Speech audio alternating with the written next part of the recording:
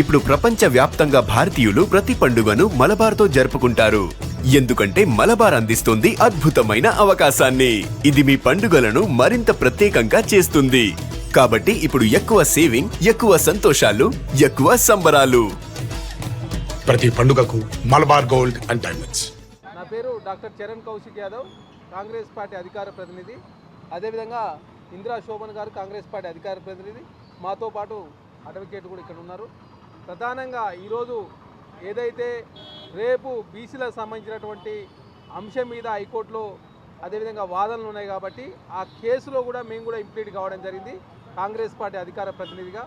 ప్రధానంగా తెలంగాణ రాష్ట్రంలో కాంగ్రెస్ పార్టీ అధికారులకు వచ్చిన తర్వాత ఏదైతే కామారెడ్డి డిక్లరేషన్ ప్రకటించిన తర్వాత తెలంగాణ రాష్ట్రంలో కాంగ్రెస్ పార్టీ 55 రోజుల పాటు 10,000 మంది ఎమ్మెల్యేటర్లు తెలంగాణ రాష్ట్రంలో ఏర్పాటు చేసుకొని అదే కాకుండా 150 కోట్ల రూపాయలు ఖర్చు పెట్టి తెలంగాణ రాష్ట్రం కులగన్న చేసిన తర్వాత 3 బిల్లులు అసెంబ్లీలో బిల్లులు పాస్ చేసి అదే కాకుండా ఆర్డినెన్స్ కూడా తీసుకొచ్చి తర్వాత జీవో కూడా తీసుకొచ్చి తెలంగాణ రాష్ట్రంలో బీసీలకు సంబంధించి 42% రిజర్వేషన్ ఇచ్చినటువంటి జీవో మీద ఏదైతే రేపు ఆర్గ్యుమెంట్లు ఉన్నాయో దాని మీద ప్రధానంగా ఇంప్లీట్ కావడం జరిగింది.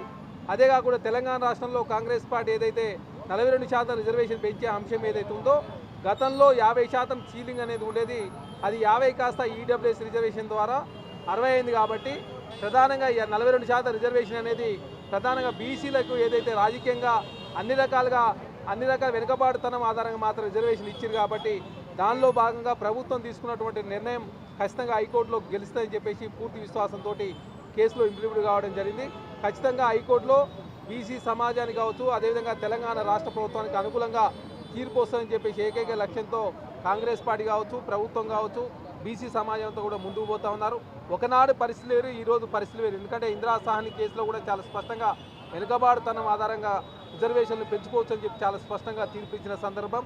అదే కాకుండా తెలంగాణ రాష్ట్రంలో కూడా ప్రభుత్వం సాహసోపేతమైన నిర్ణయం తీసుకొని 42% రిజర్వేషన్ ఇచ్చే ఏకైక లక్ష్యంతో తెలంగాణ రాష్ట్రంలో రేవంత్ రెడ్డి గారి ప్రభుత్వం కూడా ముందుకు పోతా ఉంది. కాబట్టి ఖచ్చితంగా ప్రభుత్వం తీసుకున్నటువంటి నిర్ణయం సమర్థిస్తూ తెలంగాణ రాష్ట్రంలో కాంగ్రెస్ ప్రభుత్వం కావచ్చు అదేవిధంగా తెలంగాణ రాష్ట్ర బీసీలంతా కూడా ఈ కేసులో ఇంప్లీడ్ అవుతూ ఉన్నారు. కాబట్టి మా తరఫున కూడా ఇంప్లీడ్ కావడం జరిగింది. ఖచ్చితంగా హైకోర్టులో కూడా బీసీ సమాజానికి కావచ్చు ప్రభుత్వానికి అనుకూలంగా వస్తుందని చెప్పి భావిస్తాం. మీడియా సోదరులకు నమస్కారం. ముఖ్యంగా తెలంగాణ రాష్ట్రంలో స్థానిక ఎలక్షన్కి సంబంధించినటువంటి బీసీ రిజర్వేషన్లు అన్నది చాలా పెద్ద ఎత్తున హాట్ టాపిక్గా నడుస్తున్నటువంటి అంశం.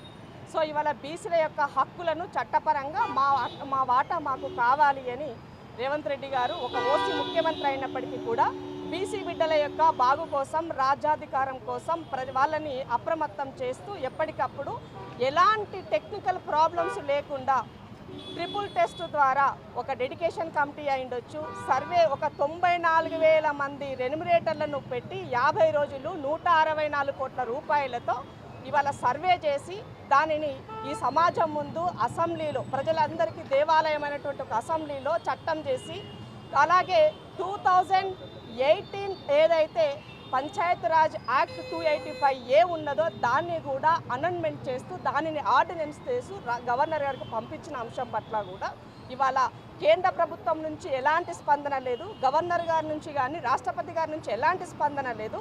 అయినప్పటికీ కూడా నేను ఇచ్చిన మాట నిలబెట్టుకోవడం కోసము ఇది రాజ్యాంగబద్ధంగా చేయాల్సినటువంటి అంశము అని చెప్పేసి ఏ ప్రభుత్వమైనా ఏ కోర్టులైనా ఎవరైనా కూడా ప్రజల సంక్షేమం కోసమే అల్టిమేట్గా పనిచేస్తాయి.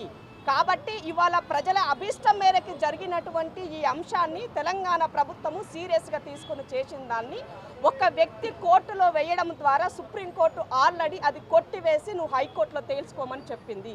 రేపు హైకోర్టులో ఈ అంశం ఉండడం ద్వారా బీసీ బిడ్డలు చాలా ఎత్తున అన్ని రకాల రాజకీయాలకి అతీతంగా కూడా అందరూ ఇవాళ ఈ కేసులో ఇంప్లీడ్ అవుతున్నారు.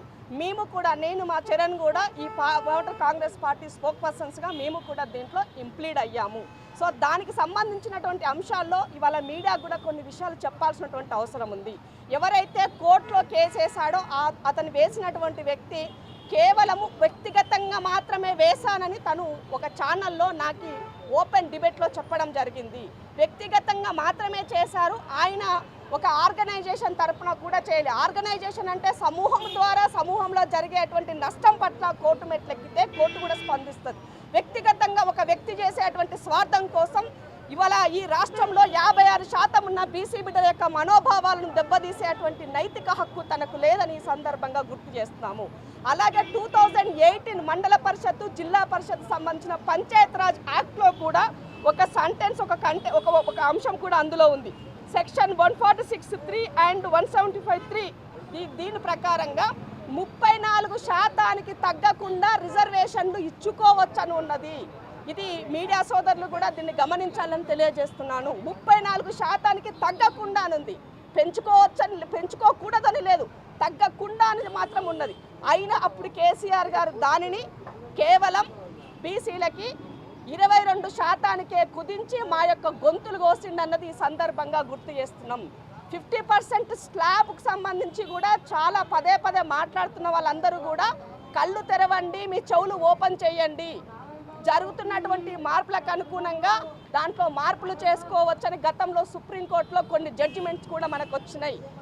పదే ఇందిరా సహాని కేసు గురించి మాట్లాడేటువంటి వాళ్ళకి ఈ కేసు ఒకటే తెలియజేస్తుంది. ఏంటి అని అంటే మీ యొక్క ఎంప్లాయ్మెంట్ పరంగా అలాగే దాంతో ఉద్యోగ పరంగా అయి ఉండొచ్చు, లేదంటే ఎడ్యుకేషన్ పరంగా మాత్రమే రిజర్వేషన్ల గురించి మాట్లాడింది, కానీ రాజకీయంగా స్థానికంగా ఉన్నటువంటి అంశం పట్ల మాట్లాడలేదని ఈ సందర్భంగా సుస్పష్టం చేస్తున్నాను. కాబట్టి అల్టిమేట్గా కోర్టుల మీద నమ్మకం ఉన్నది. నిన్న సుప్రీంకోర్టు ఏ రకంగా ఇచ్చిందో రేపు కూడా హైకోర్టు కూడా అదే రకమైనటువంటిది రావడానికి చాలా ఆస్కారం ఉందని ఈ సందర్భంగా అర్థమైంది. మనం టెక్నికల్ అంశాలను పరిశీలించినా, ఈ ప్రభుత్వం చేసిన ప్రక్రియను పరిశీలించినా, ఏ రకంగా చూసినా కూడా బీసీల వైపు రిజర్వేషన్లు 100% నిలుస్తాయన్నటువంటి నమ్మకం మాకుంది. దానికి మించి అడ్వకేట్ సోదరులందరూ కూడా పెద్ద ఎత్తున మాకు మద్దతు తెలియజేస్తున్నారు. ఇవాళ మేము బార్ కౌన్సిల్ అసోసియేషన్లో జగనన్నను కూడా కలిసాము. వాళ్ళంతా కూడా మూకుమ్మడిగా ఒకే నినాదంతో మేమెంతో మాకంత నినాదానికి మా మద్దతు ఉంటుంది ఇక్కడ. అలాగే రాబోయే రోజుల్లో 100% ఈ రిజర్వేషన్ల కోసం అటు ఇటు ఏదైనా తేడా అయితే మీ పక్షాన పోరాడడానికి మేము ఉన్నామని వాళ్ళు తెలియజేశారు. వాళ్ళందరికీ కూడా పేరున ధన్యవాదాలు తెలియజేస్తున్నాను. తప్పకుండా రేపు జరగబోయేటువంటి దాన్ని మీడియా సోదరులు కూడా చాలా అప్రమత్తంగా ఉండి మీరు కూడా మాకు మద్దతు ఇవ్వాలని, అన్యాయం వైపుకు నిలబడేటువంటి వాళ్ళని బీసీ ద్రోహులుగా చిత్రీకరించాల్సిన పరిస్థితి రాకుండా జాగ్రత్త పడాల్సిన బాధ్యత వాళ్ళపైన ఉందని తెలియజేస్తున్నాను. Thank you.